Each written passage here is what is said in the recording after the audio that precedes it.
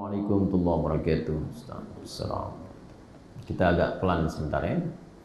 Adakah amalan untuk melembutkan hati suami, Ustaz?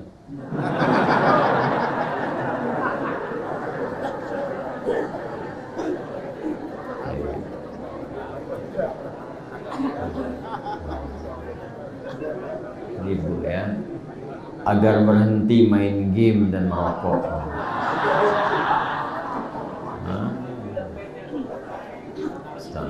Mohon nasihatnya.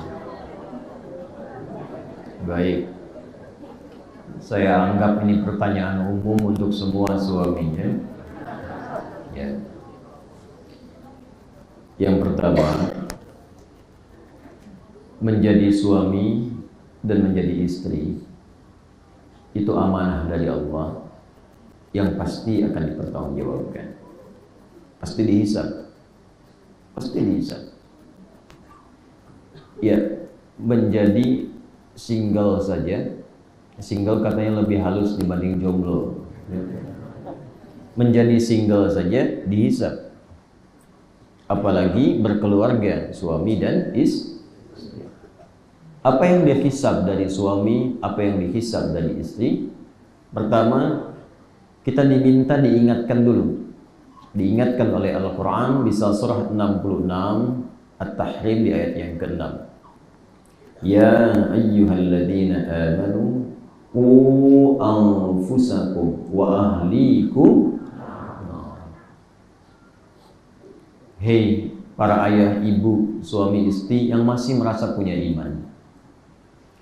Begini cara bacanya. Kalau ada ayat dibuka dengan kalimat iman, berarti keimanan kita dipertaruhkan. Ingat itu ya. Semakin kita semangat menunaikan informasi di ayat itu, menunjukkan imannya kuat. Semakin lemah, imannya lemah. Tidak dikerjakan, bermasalah imannya. Contoh, sholat itu dibuka dengan kata iman. Alladzina yu'minuna bil ghaibi wa yuqimunas shalah. Bahkan sholat disebut iman. Al-Baqarah 143. Wa ma kana Allahu liyudhi'a imanakum. Allah tidak akan menyia-nyiakan iman yang membimbing engkau sholat. Artinya apa? Semakin semangat sholat menunjukkan imannya kuat. Bukan hanya fardu, sunnah dia kejar. Rawatib, mutlak, sampai ke malam tahajud, itu menunjukkan imannya tinggi.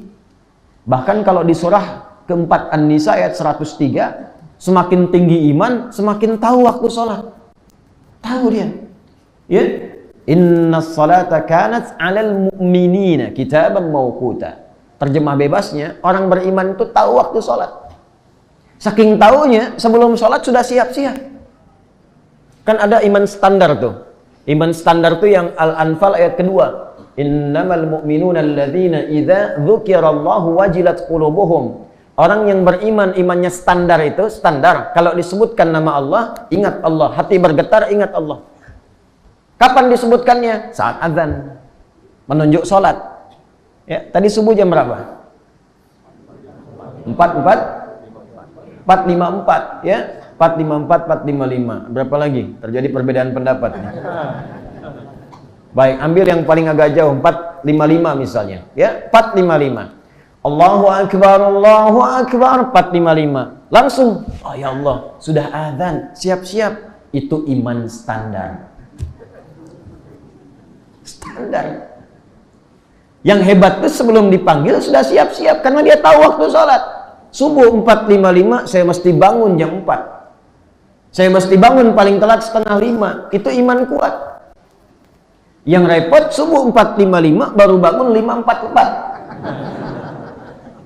Ya, balik. Nah, jadi kalau kita ingin berkata dulu, kita ambil teori dasarnya dulu. Kalau dibuka dengan kata iman, amalannya menentukan tingkat keimanan. Ada iman yang ditempatkan di keluarga. Contohnya tadi, dibuka dengan kalimat iman. Ya ayyuhalladzina amanu. Hei semua orang yang merasa telah punya iman. Qu anfusakum wa ahlikum nara. Maka para ayah, para ibu, suami, istri, jaga keluarga. Ada amanah yang dihisab di hari kiamat. Jangan sampai satu anggota keluarga terkena ancaman neraka. Hati-hati. Maka bagaimana menyikapinya? Maka diberikanlah oleh Allah kepada ayah, ibu tanggung jawab tersendiri supaya mampu menjaga keluarga dengan baik. Untuk ayah, untuk suami, misal Quran surah keempat An-Nisa ayat 34. Pelan-pelan, lihat baik-baik. Ar-rijalu qawwamuna 'alan nisa bima faddalallahu ba'dahum 'ala ba'dhin wa bima anfaqu min amwalihim. Suami-suami itu ditunjuk, diamanahi oleh Allah dengan dua tugas pokok. Satu, melindungi, merawat, memanage keluarganya, memimpin keluarganya. Qawwam itu melindungi, memperhatikan, merawat, memimpin. Itu qawwam. Punya tugas perlindungan. Dan perlindungan pertama pada keluarganya adalah perlindungan dari yang mengganggu imannya. Karena itu yang menentukan bertemu Allah. Jangan sampai nanti ada anggota keluarga lemah iman, lemah ilmu. Harta itu nomor 3. Lemah iman, lemah ilmu, lemah harta. Itu yang dimaksud Quran surah 4 di ayat ke-9. وَلْيَخْشَى الَّذِينَ لَوْ تَرَكُوا مِنْ خَلْفِهِمْ ذُرِّيَّةً ضِعَافًا. Para ayah itu mesti takut, ibu mesti khawatir kalau meninggalkan anak-anak lemah. Lemah apanya? Iman. Tahu dari mana itu? Lanjutkan ayatnya. فَلْيَتَّقُوا bertakwalah kepada Allah. Lemah takwanya. Bertakwa kepada Allah, takut karena akan dihisab. Ya. Hati-hati, Anda cari uang banyak, kumpulkan, begitu anak disekolahkan di tempat yang tidak mengenal Allah. Di tempat yang nggak pernah ngajarin sholat, nggak pernah baca Quran, cita-cita masuk surga, Firdaus lagi. Gimana? Ya, siapkan, optimalkan. Karena itu Allah memberi pesan, lindungi keluarga, lindungi anak-anak. Yang pertama apa? Lindungi dari ancaman neraka saat pulang. Kalau di dunia, nih maaf ya, Anda di rumah tiba-tiba, na'udzubillah ya, ini contoh saja. Tiba-tiba ada kebakaran misalnya, anak tertidur. Baik, apa yang Bapak lakukan? Dibangunkannya susah. Nak bangun. Kebakaran. Iya. Kira-kira apa yang dilakukan? Anda gendong, Anda tarik kan? Kenapa? Karena sayang. Neraka itu lebih panas, Pak. Sekali bakar masuk, 1 detiknya sama dengan 48 hari. Panasnya membakar sampai ke kulit, sampai ke tubuh, hancur semua. Quran surah 4 ayat 56. Itu neraka yang paling rendah. Neraka paling rendah dari 7 tingkatan.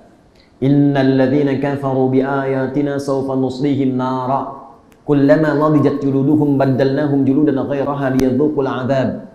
Hati-hati orang yang terus membantah, ingkar dengan kami tarik ubun-ubunnya. Malaikat diperintahkan tarik ubun-ubunnya, celupkan. Tahu teh celup? Tahu ya? Celup, angkat.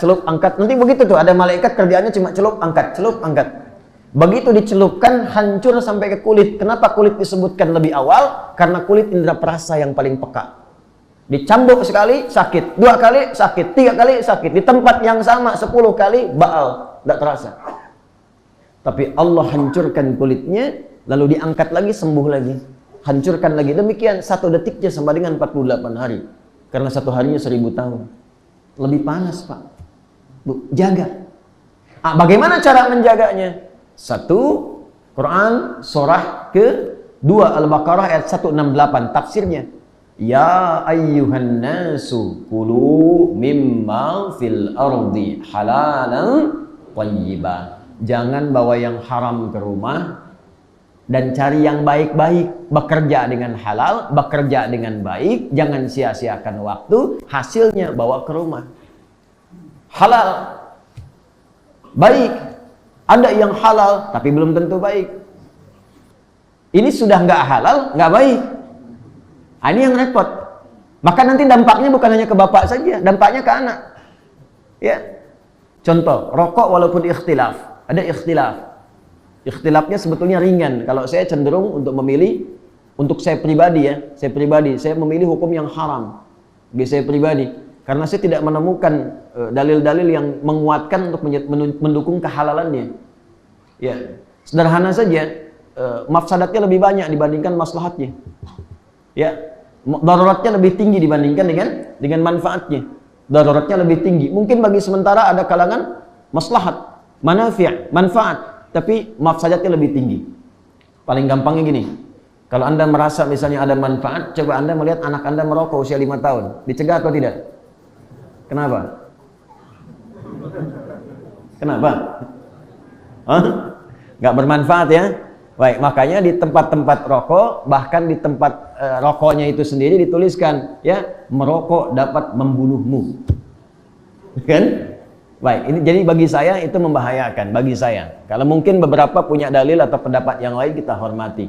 Baik ya? Tapi yang pasti lebih banyak mafsadatnya dibandingkan dengan manfaatnya. Maka yang seperti itu sebaiknya dihindari. Ya. Kalau Anda bisa berlatih menyimpan uangnya lebih bagus, berapa sehari untuk merokok? Berapa keluarnya? Lalu lihat anak Anda, lihat istri Anda, apakah mencukupi kebutuhan rumah tangga? Apakah anak itu dapat kemudian kebaikan-kebaikan dari situ? Kalau Anda bisa kumpulkan sehari habis 50.000, sebulan 1.500.000. 1.500.000 itu kalau Anda sekolahkan anak Anda di tempat hafalan Quran, 2 bulan, 3 bulan, 6 bulan hafal Quran. Anda pilih mana? 6 bulan hafal Quran dengan Anda meninggalkan rokok, atau Anda merokok, anak Anda tetap jauh dari Quran? Coba dipikir dulu sampai situ. Main game, ini yang repot nih. Candu ini lebih bahaya daripada rokok, lebih bahaya. Karena sekarang game itu sedang diolah sedemikian rupa menjadi bagian dari judi. Ya, saya sampai mengajar naik ke kaki bukit di gunung. Mereka bekerja dari pagi sampai sore, per hari dapat 50.000. Ba'da maghribnya pasang slot main game.